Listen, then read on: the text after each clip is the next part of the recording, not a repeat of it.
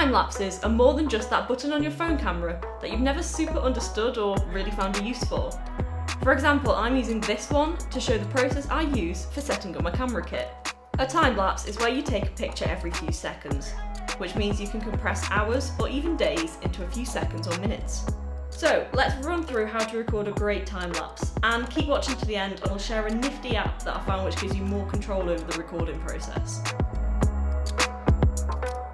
Because a time lapse is sped up so much, any movement on the camera is really exaggerated and ruins the recording.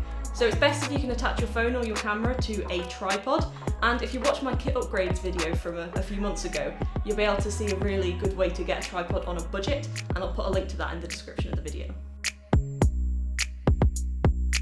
Because you're filming time lapses for a while, it's best to plug your phone into a charger, and the time lapse doesn't actually save until you hit stop. So if your phone dies during the recording, you lose the video.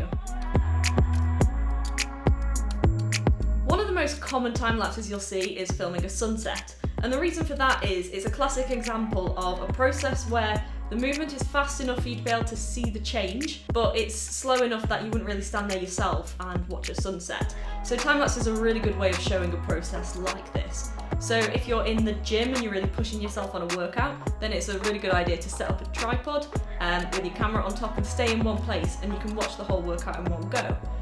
Or if you're an artist or a designer, a time lapse allows you to film the whole creative process. I personally love watching videos like this. I find them really, really relaxing. And if you do use a time lapse to show a process, post-production editing can really enhance this, because you can add little captions and descriptions and arrows coming off it, so your viewer knows exactly what's going on. And at Video HQ, we offer a post-production editing service, so get in touch if you'd like more details on how that can enhance your videos. The app I'm recommending is called Hyperlapse, and I know that you can record time lapses directly through your iPhone on the camera app. However, what I've found is that you don't get as much control over your time lapses this way. So for example, no matter how long you record for, the time lapse is only going to play back at about 20 to 40 seconds. So if you are recording a really long process, hours or even days, what it's going to do to be able to play back at 20 to 40 seconds, it's going to drop frames, so you might miss out on detail, it might look a bit jumpier.